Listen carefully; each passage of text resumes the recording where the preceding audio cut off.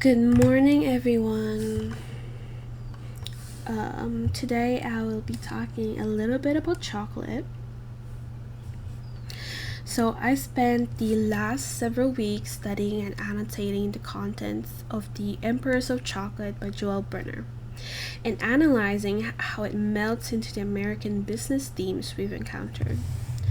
I'm sure 99% of you guys have eaten chocolate before, or at least have heard of a couple brand names like Mars, Snickers, Twix, or M&Ms. But not many of you guys know that they all come from the same company, Mars Inc.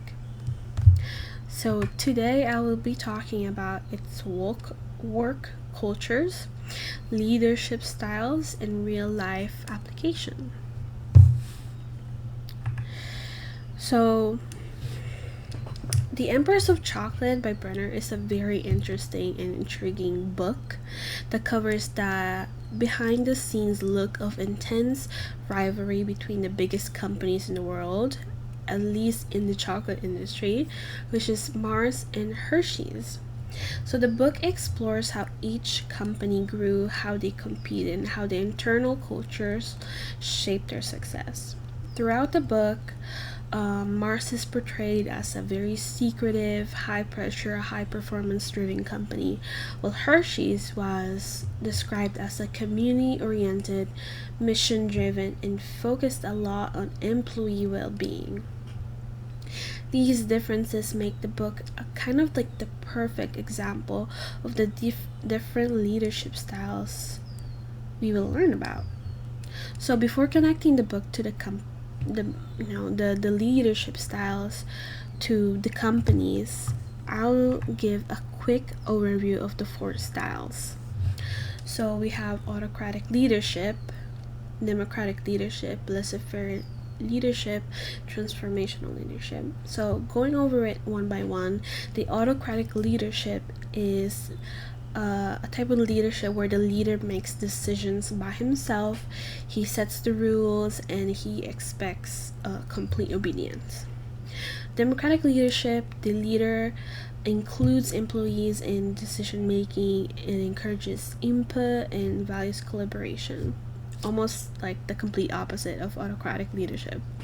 Laissez-faire leadership, on the other hand, is very interesting because the leader provides almost like complete autonomy and freedom without offering any type of like direction, maybe a little bit, but very, very minimal.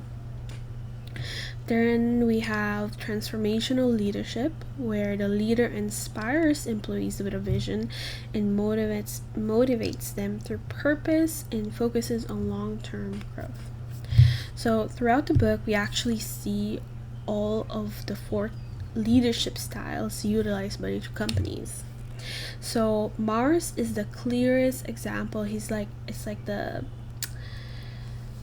book, what's it called, the very literal definition of an autocratic leadership. The company is run with strict control, top-down decision making, and extremely high expectations. The employees in the book describe it as a work culture, work environment where secrecy is normal, pressure is constant, and mistakes are not tolerated. This leadership style creates efficiency and discipline, yes, but can also create stress, fear, and burnout, which is really bad in the long run. Even though Mars is autocratic at the top, it has a laissez-faire leadership which you wouldn't really pair with an autocratic leadership, because it feels like it goes against the being strict and then having like minimal instructions.